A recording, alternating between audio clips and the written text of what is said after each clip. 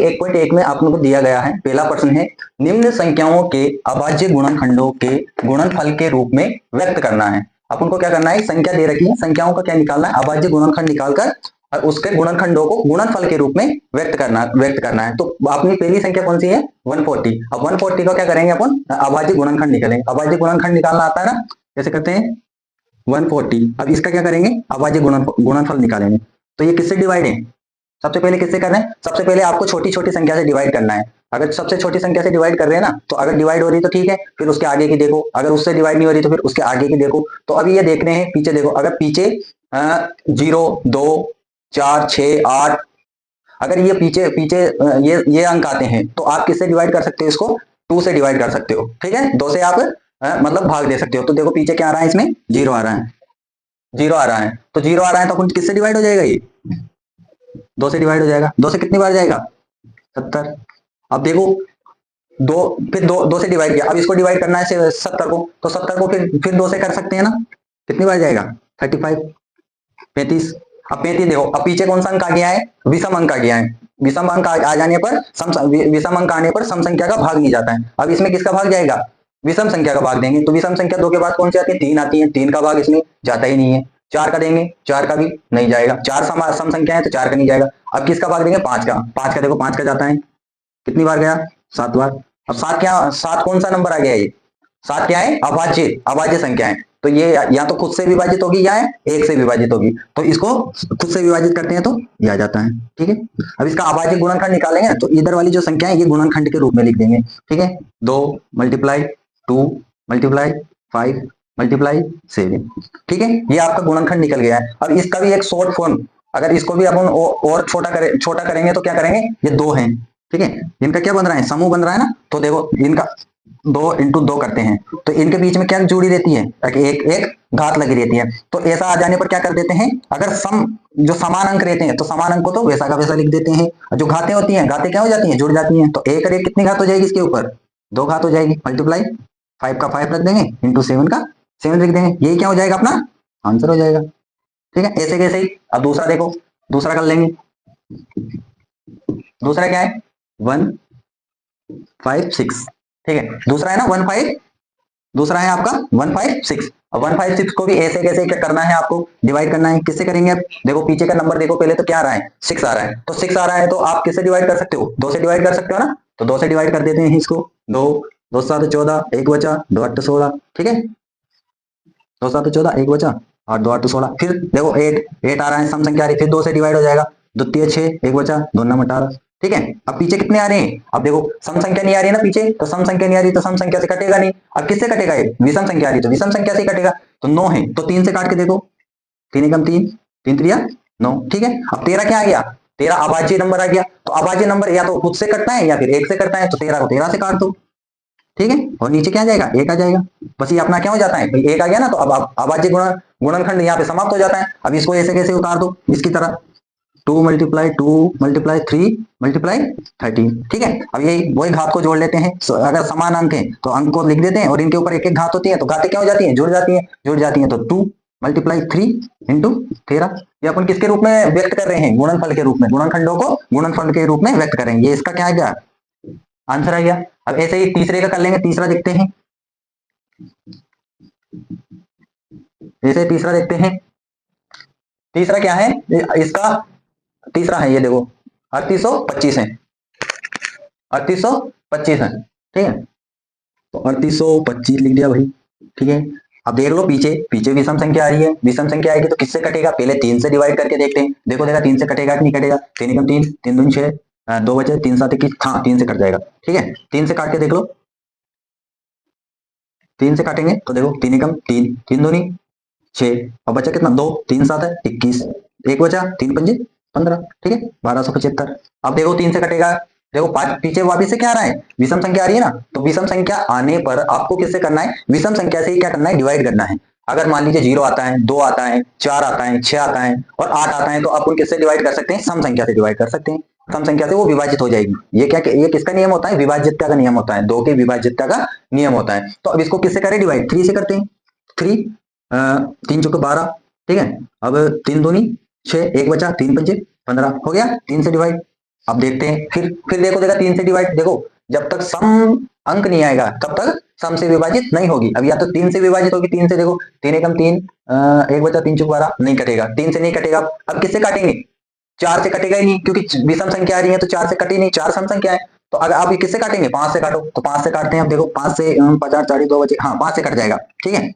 5 8 40 बचे 2 50 25, ठीक है 85 आ गया। देखो फिर विषम आ रहा है तो फिर 5 से काटो, 17 आ जाएगा, ठीक है। 17 क्या है? अभाज्य अभाज्य नंबर है, तो अभाज्य नंबर है तो ये 17 से कटेगा, ठीक है। अब इसको इसके रूप में लिख देते हैं, अभाज्य गुणनखंड के रूप में। 3 मल्टीप्लाई 3 5 मल्टीप्लाई 5 मल्टीप्लाई 7। अब ये समान अंक है, लिख दो, घाते क्या हो जाती है? जुड़ जाती है, मल्टीप्लाई 5 समान अंक है, समान अंक लिख दो, घाते क्या हो जाती है? जुड़ जाती है, मल्टीप्लाई 17। बस ये क्या हो गया आपका आंसर आ गया। तो इस प्रकार से इस प्रकार करेंगे इसको। अब अगला देखते हैं, अगला देखते हैं, मिटा लगा वाजूर, हाँ है ना। तो अब अगला देखते हैं, ये नोट करते चलना आप, साथ के साथ में नोट कर लेना इसको।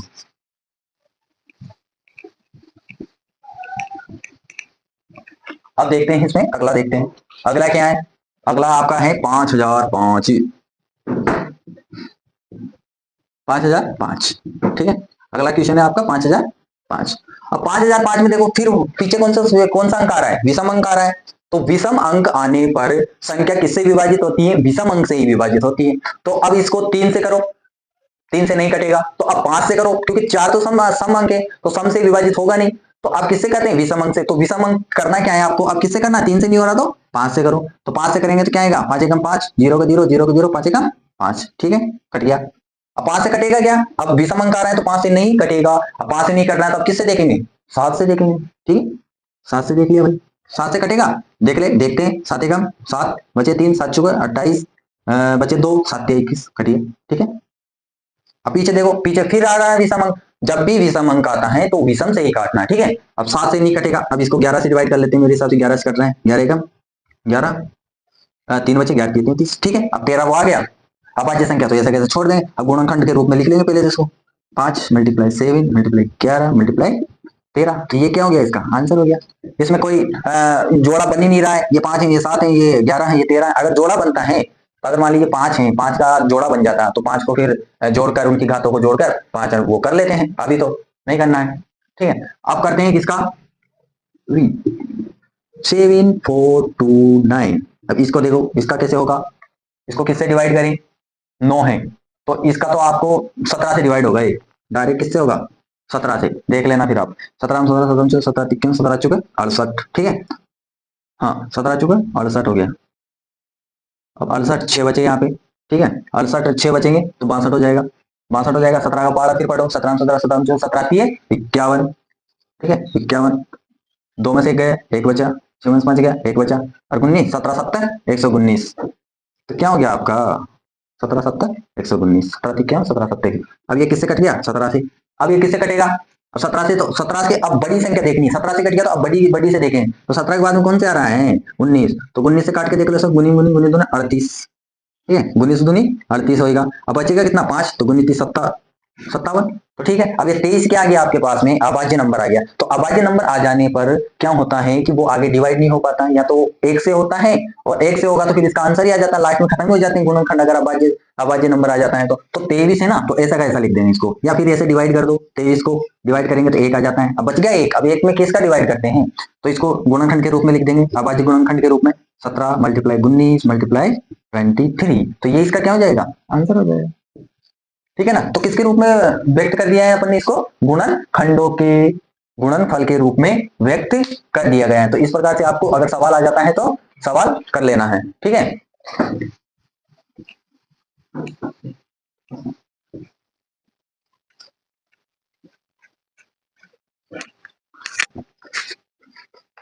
देखो अब दूसरा प्रश्न है आपका, पूर्णांक के निम्नलिखित युग्मों के एचसीएफ और एलसीएम ज्ञात करने हैं। क्या करने हैं? पूर्णांकों के निम्नलिखित युग्मों के एचसीएफ और एलसीएम ज्ञात करने हैं। आपको क्या करना है? एलसीएम और एचसीएफ ज्ञात करना है, और इसकी जांच कीजिए कि दो संख्याओं का गुणनफल एचसीएफ एचसीएफ इंटू एलसीएम है, मतलब दो संख्याओं का जो गुणनफल है वो किसके बराबर है? एचसीएफ और एलसीएम के बराबर है। तो देखो पहली संख्या क्या दे रखी है? 26। पहली संख्या क्या है आपके पास में? 26 है और दूसरी संख्या है 91 है।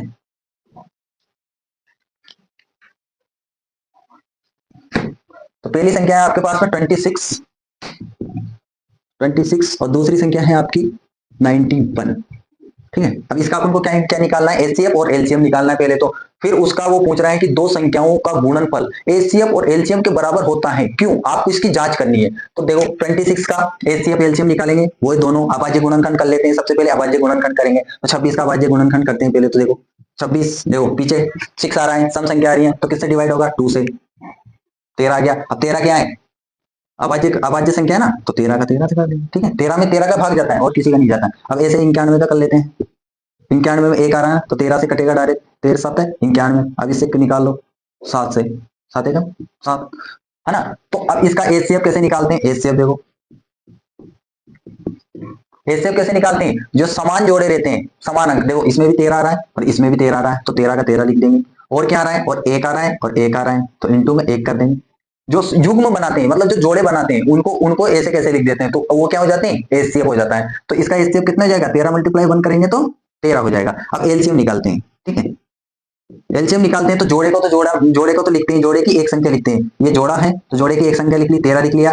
ठीक है, और उनके अलावा जो बचती है उनका गुणा कर देते हैं। 2 बचा, एक 7 बच रहा है, ये कर दिया। ठीक है, और अब एक का गुणा 1 लिख देंगे। 2 बार नहीं लिखेंगे किसी भी चीज को। मान लीजिए यहाँ पे 13 है, अब 13 तो सर आप बोल दोगे यहाँ भी आ रहा है यहाँ भी आ रहा है, तो इनका एक युग्म बनता है। अगर मान लीजिए 13 यहाँ भी है यहाँ भी है, तो एक बार लिखेंगे, 2 युग्म रहेंगे। तो ठीक है, तो लिख दे। अब इसको गुणा करेंगे तो कितना आएगा, 13 मल्टीप्लाई 7 दूनी 14, 14 का मल्टीप्लाई कर दो, 14 14 3 42 हासिल के लगे 4, 14 एकम 14, 14 4 14 4 18, तो 182 क्या आ गया अपना एलसीएम आ गया। ठीक है, ये तो बोल रहा है सवाल में कि आपको क्या निकालना है, एचसीएफ निकालना है और एलसीएम निकालना है। अब इसकी जांच करनी है कि दो संख्याओं का गुणनफल किसके बराबर होता है, एलसीएम और एचसीएफ के बराबर होता है। तो इसकी इधर जांच कर लेते हैं, देखो जांच कर लेते हैं। राइटिंग तो ऐसी है, ऐसे देख लेना, है ना। राइटिंग पे ज्यादा ध्यान नहीं देना है, आपको समझने पे ध्यान देना है। ठीक है, तो देखो जांच कर लेते हैं। क्या बोल रहे हैं कि दो संख्याओं का गुणनफल, तो दो संख्या मान लेते हैं, कोई भी संख्या है अपने पास में, दो संख्या मान लेते हैं। एक तो ए है और एक दूसरी संख्या क्या है, बी है। तो वो बोल रहा है दो संख्याओं का गुणनफल, तो गुणनफल है तो गुणा होगा। ठीक है, किसके बराबर है, एचसीएफ और एलसीएम के बराबर है। किसके बराबर है, ये दो संख्याओं का गुणनफल किसके बराबर है, एचसीएफ और एलसीएम के बराबर है। तो अब इसकी क्या करनी है, अपन को जांच करनी है इसके द्वारा, इनके द्वारा। अब दो संख्या है ना, दो संख्या कौन कौन सी दे रही है उसने, फर्स्ट वाली तो ये रही और सेकंड वाली ये रही। तो फर्स्ट वाली को लिखते हैं, ए का मान कितना है उधर 26, फर्स्ट संख्या हो गई। सेकंड संख्या क्या होगी 91 हो गई, बराबर एचसीएफ, एचसीएफ क्या निकाला था अपन ने 13 और एलसीएम क्या निकाला था 182। ठीक है, अब इसको मल्टीप्लाई कर देते हैं। मल्टीप्लाई करेंगे तो कितना आएगा, देखो इधर करते हैं। 91 का मल्टीप्लाई कैसे करते हैं, 26 से 6 एकम 6, 6 एकम 6 9 का 54, 5 6 4 2 एकम 2 9 दूनी 18, 6 का 6 6 का 6 8 5 13 और 2 का 2, तो कितने आ गए इधर 23 6 6। अब इसको भी मल्टीप्लाई कर लेते हैं।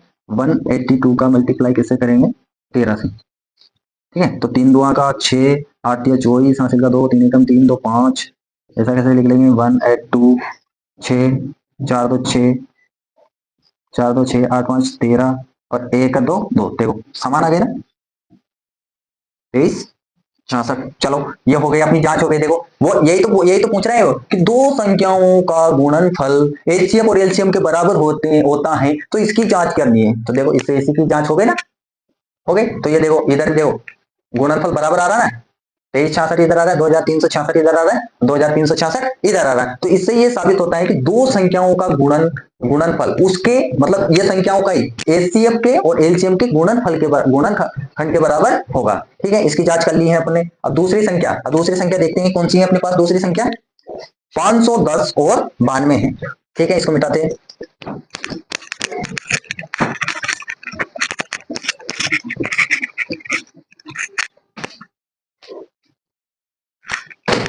अब देखो दूसरी संख्या क्या है अपनी 510 और कितनी है 92। ठीक है, 510 और अपने पास क्या है 92। देखो दो संख्याएं हैं, ठीक है। अब दोनों संख्या को वैसे वैसे ही निकालना है, पहले एचसीएफ निकाल लेंगे, एलसीएम निकाल लेंगे, फिर उनकी जांच कर देंगे, वैसे जो पहले वाले क्वेश्चन में किया था वैसे इसमें कर दो, ठीक है। तो 510 का अपन अभाज्य गुणनखंड निकालते हैं, 510 का अभाज्य गुणनखंड निकालते हैं। जीरो आ रहा है पीछे, तो किससे डिवाइड होगा, 2 से डिवाइड होगा। 2 में 2 दूनी 4, अब एक बचा 2 पंजे 10, एक बचा 2 पंजे 10, ठीक है। अब किससे होगा, अब डिवाइड थोड़ी होगा, पीछे देखो कौन सी संख्या आ गई है, विषम संख्या आ गई है, तो विषम संख्या आएगी तो विषम से ही होगा, 3 से नहीं होगा। 3 से करते हैं तो देखो 3 से देखते हैं, 3 8 24, एक बचा, हाँ 3 से हो जाएगा। 3 से करते हैं तो 3 8 24, एक बचा, 3 पंजे 15, ठीक है। अब किससे विभाजित तो होगा, 5 से 17। अब 17 क्या आ गया, अभाज्य संख्या आ गई, अभाज्य संख्या आ जाती है तो खुद से डिवाइड होकर 17 से डिवाइड होकर 1 आ जाता है, ठीक है। ये निकल गया इसका। अब ऐसे कैसे 92 का निकाल लेते हैं, 2 से हो जाएगा, 2 चौक 8, 6 तो चक 12, है ना। अब 2 से फिर हो जाएगा, कितने आएंगे, 2 दूनी 4, द्वितीय 6, ठीक है। अब ये 23 क्या आ गया अपने पास, 23 क्या है, अभाज्य संख्या है, अभाज्य संख्या है तो ये किससे खुद से डिवाइड होगी, 23 का 23 से डिवाइड होगी, ये हो गया इसका। अब इसका ग्रुप बना लेते हैं, क्या बना लेते हैं, जोड़ा बना लेते हैं, ठीक है। अब देखो एक तो 2 इसमें आ रहा है, एक 2 इसमें आ रहा है, एचसीएफ निकालते हैं ना, तो एचसीएफ निकालते हैं तो सबसे पहले जोड़े, जितने भी जोड़े बनते हैं उन जोड़ों को लिखना पड़ता है, ठीक है। 2, ठीक है भाई, 2 का बन रहा है एक, और किसका बन रहा है, और देखो और तो किसी का भी नहीं बन रहा है, एक का बन रहा है सिर्फ, तो इसका एचसीएफ क्या आ जाएगा, 2, कितना आ जाएगा, 2 आ जाएगा भाई,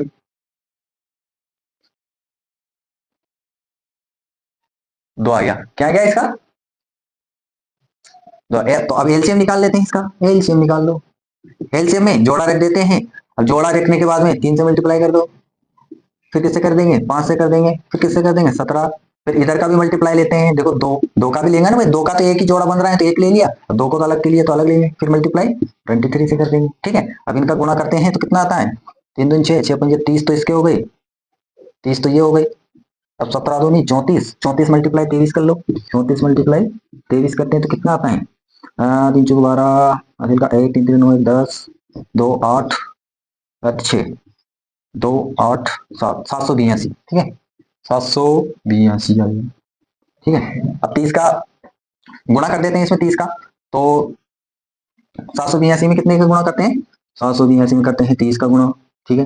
0 0 0 को 0 लिख देंगे, 3 2 6, 8 या 24, हासिल का 2, 2 7 21 2 23, 0 6 4 3, या एलसीएम कितना आया इसका, 23,460, ठीक है। एलसीएम कितना आ गया, 23,460 आ गया एलसीएम, ठीक है। अब इसकी जांच कर लेते हैं, क्या कर लेते हैं, जांच जो पहले वाले क्वेश्चन में की थी ना, वैसे वैसे इसकी जांच कर लेते हैं। जांच करेंगे तो देखो जांच में क्या बोल रहा है, वो जांच में बोल रहा था वो, तो जांच कैसे करनी है इसकी, दो संख्या है अपने पास में, ए और बी का गुणनफल किसके बराबर होता है, एचसीएफ और एलसीएम के गुणनफल के बराबर होता है। तो ए देखो ये पहली संख्या हो गई, ये दूसरी संख्या हो गई, तो 510 इंटू बी कितना है अपने पास 92 बराबर, फिर कितना है एचसीएफ कितना निकला इसका 2, मल्टीप्लाई एलसीएम कितना निकला 23,460। अब इसको मल्टीप्लाई करेंगे ना एक दूसरे से तो समान संख्या आनी चाहिए, है ना। तो अब मल्टीप्लाई आपको करना है, ठीक है। मल्टीप्लाई करके इसको और मल्टीप्लाई करने हैं, दोनों तरफ क्या आ जाएगी, बराबर संख्या आ जाएगी, इधर बराबर आ जाएगी और इधर बराबर है, ये दोनों आपको क्या करना है, सोल्व करना है, ठीक है। अब आगे की संख्या देखते हैं, आगे कौन सी संख्या है अपने पास, 336 और 54, आगे की संख्या देखते हैं।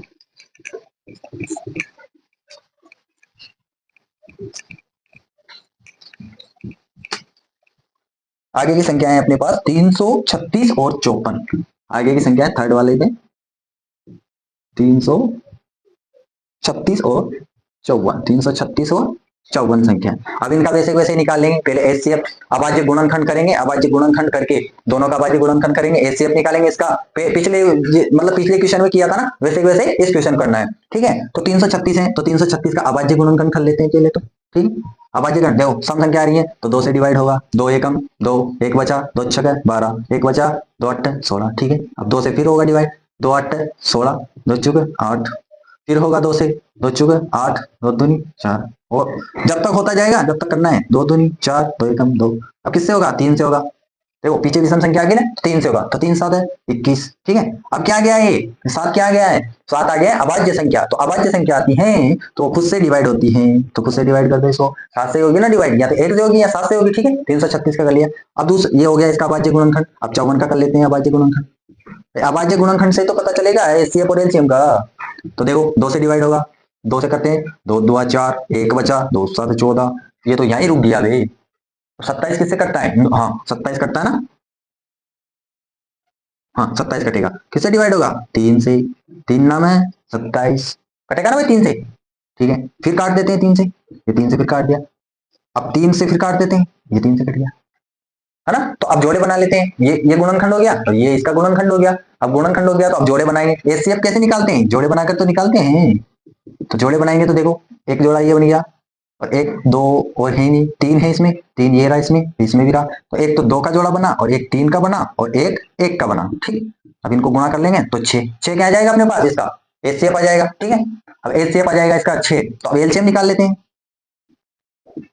जोड़े वाली संख्या लिख दो पहले तो, 2 3 और एक एक का तो मल्टीप्लाई करते हैं तो वो हो जाता है। तो अब 2 के अलावा क्या बचा है, एक तो 2 ये हो गया, एक ये 3 हो गया। अब इनके अलावा क्या बचा है, एक तो ये 2 रहा, ये 2 रहा, तो मल्टीप्लाई करते चलो। मल्टीप्लाई 2 इंटू 2 इंटू 2, है ना। फिर मल्टीप्लाई 7, फिर 3 इंटू 3, जो संख्या बचती है उनका भी गुणा करना पड़ता है एचसीएफ में।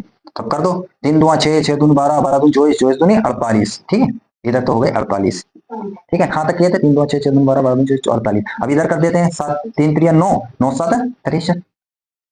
अब इधर इसका मल्टीप्लाई कर लो, जो आंसर आएगा वो एलसीएम आ जाएगा। करते हैं इधर, देखो 63 का मल्टीप्लाई किससे करना है, 48 से, 48 से। तो 8 तिया 24 हासिल का 2, 8 चौक 48, 48 2 50। ठीक है, 4 का करते हैं, 4 तिया 12 हासिल का 1, 6 चौक 24, 24 और 1 25, 4 तिया 12 हासिल का 1, 6 चौक 25। ठीक, 4 2 5 5 10 और 3 कितने आ गए, 3024। ये आ गया आपका एलसीएम। अब इसकी क्या करनी है अपन को, वापिस से जांच करनी है। ठीक है, अब जांच कैसे करेंगे, वही जांच, जांच की क्या बोल रहे हैं वो, जांच में बोल रहे हैं भैया कि जांच करनी है आपको कि क्या दो संख्याओं का गुणनफल इसके एचसीएफ व एलसीएम के गुणनफल के बराबर होता है क्या। इसकी क्या करनी है आपको, इसकी तो जांच करनी है कि भाई दो संख्याओं का गुणनफल एचसीएफ और एलसीएम के बराबर होता है। तो देखो देखो वही है, पहली संख्या तो ये है आपके पास, वो संख्या भी दे रखी है आपको, ये दोनों संख्याओं के बारे में बात कर रहे हैं वो।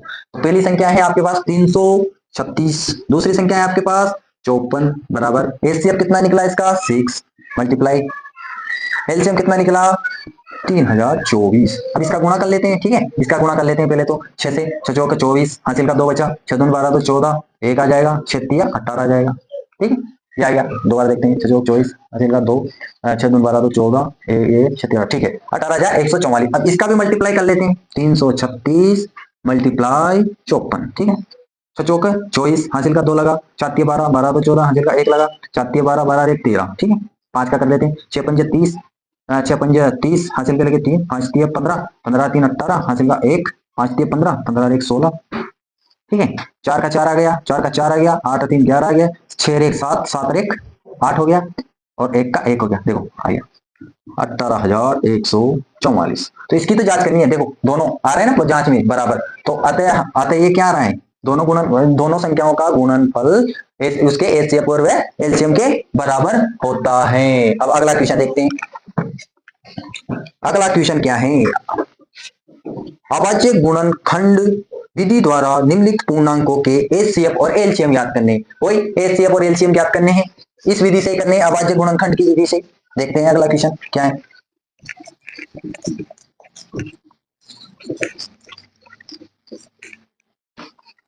अभाज्य गुणनखंडन विधि द्वारा, अभाज्य गुणनखंडन विधि द्वारा निम्नलिखित पूर्णांकों के एचसीएफ और एलसीएम ज्ञात करने। क्या करने, एचसीएफ और एलसीएम ज्ञात करने हैं। तो देखो अभाज्य गुणनखंड कितने हैं, पहली संख्या क्या है अपनी 12 15 और 21, पहली संख्या है अपनी। कौन सा क्वेश्चन है, तीसरे क्वेश्चन का पहला सवाल है अपना 12 15 और 21। 12 15 और 21 का क्या करना है अपन को, अभाज्य गुणनखंडन विधि द्वारा एचसीएफ और एलसीएम ज्ञात करना है। तो देखो वही 12 का गुणनखंड करेंगे, अभाज्य गुणनखंड, तो 2 से डिवाइड होगा 2 6, फिर 2 से होगा 3, फिर 3 से होगा 1, ये 12 हो गया। फिर 15 का देखते हैं, 15 का किससे विभाजित होगा? 3 से होगा, 3 पंजे 15, फिर 5 का 1 आ जाएगा। ठीक है, अब इसमें देखते हैं 21 में, 21 किससे कट रहा है, किससे डिवाइड हो रहा है? 3 से हो रहा है ना भाई। पीछे देखो विषम संख्या आ गई है, तो विषम संख्या से डिवाइड होगा 3 से। देखो 3 से डिवाइड किया तो 7 आ गया, और 7 से डिवाइड करेंगे तो 1 आ जाएगा। अब एचसीएफ कैसे निकालते हैं इसका? एचसीएफ में देखो कि तीनों में क्या क्या समान आ रहा है। 2 इसमें है, इसमें नहीं है, इसमें भी नहीं है। 2 इसमें है, इसमें नहीं है, इसमें भी नहीं है। 3 देखो, 3 इसमें भी आ रहा है, इसमें भी आ रहा है, तो इसमें भी आ रहा है। तो एक तो 3 आ रहा है और 1 आ रहा है, एक इसमें भी आ रहा है, एक इसमें भी आ रहा है, एक इसके।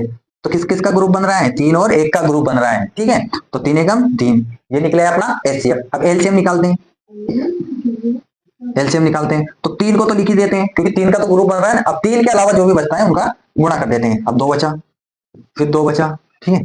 अब इसमें 5 बचा है, इसमें 7 बचा है, ठीक है, 7 बचा है। तो इसका एलसीएम आएगा अपने पास 6, 12, 12 पंजे 60, 60 इंटू 7। तो इसका एलसीएम आ जाएगा अपने पास 0, 7 छका 42। बस, ये तो एचसीएफ निकल गया और ये एलसीएम निकल गया। पहली संख्या का तो ये हो गया। अब दूसरी संख्या क्या है अपने पास में? एचसीएफ और एलसीएम ही तो निकालना है अपन को कि अभाज्य गुणनखंडन विधि द्वारा एचसीएफ और एलसीएम निकालिए। तो अब दूसरा क्या है अपने पास? 17, 21 और 29। दूसरा है 17, 21 और 29। अब इसका निकालते हैं कि भाई इसका एचसीएफ क्या होगा और एलसीएम क्या होगा, है ना। एचसीएफ और एलसीएम क्या होगा? पहले 17 का निकालते हैं। 17 में किसका जाता है? 17 में किसी का जाता है क्या? 17 तो एक अभाज्य संख्या है, तो अभाज्य संख्या है तो इसी का ही जाएगा इसमें, तो 17 का ही जाएगा। 17 एकम 17। अब 21 में देखते हैं, 21 में किसका जाता है भाई? जाता है ना 3 का जाता है। 3 7 है 21, 7 का 7 लिख देंगे, ठीक है। अब 29 में किसका जाता है? 29 में किसी का जाता है क्या? नहीं जाता है, तो 29 का ऐसा कैसे लिख देंगे? 29 में किसी का जाता, 3 का जा सकता है कि नहीं जा सकता? 3 का नहीं जाएगा, 4 का भी नहीं जाएगा, 5 का भी नहीं जाएगा। तो इसमें ये क्या है? अभाज्य संख्या है। अभाज्य संख्या में क्या होता है कि 1 का जाता है या फिर खुद ही का जाता है, ठीक है। सॉरी सॉरी सॉरी, यहाँ पे 1 नहीं है, यहाँ पे कितने? 23 है। कितने हैं? 23 है। तो 23 क्या है? अभाज्य है। या गलती हो गई, सवाल लिखने में क्या हो गई? गलती हो गई। तो 23 का 23 हो जाएगा। अब इसमें क्या है? इसमें क्या कॉमन आ रहा है? तीनों में एक कॉमन आ रहा है, तो एचसीएफ तो क्या हो जाएगा इसका? 1 हो जाएगा। एचसीएफ तो 1 ही होगा ना भाई। अब एलसीएम क्या होगा इसका? एलसीएम, तो एलसीएम में जो बचा है, अब क्या बचा है? एक तो 17 बचा है, एक 23 बचा है और एक ये बचा है। अब इसका मल्टीप्लाई करेंगे तो एलसीएम मिल जाएगा। ये मल्टीप्लाई आप कर लेना, और ये क्वेश्चन मार्क लगा दिया, ठीक है। तो मल्टीप्लाई करना आसान है ना, तुम कर सकते हो तो कर लेना। तो ये हो गया दूसरे का। अब तीसरा देखते हैं भाई, तीसरा क्या है? तीसरी संख्या कौन सी है? 8, 9 और 25। तीसरी संख्या क्या अपने पास? 8, 9 और 25।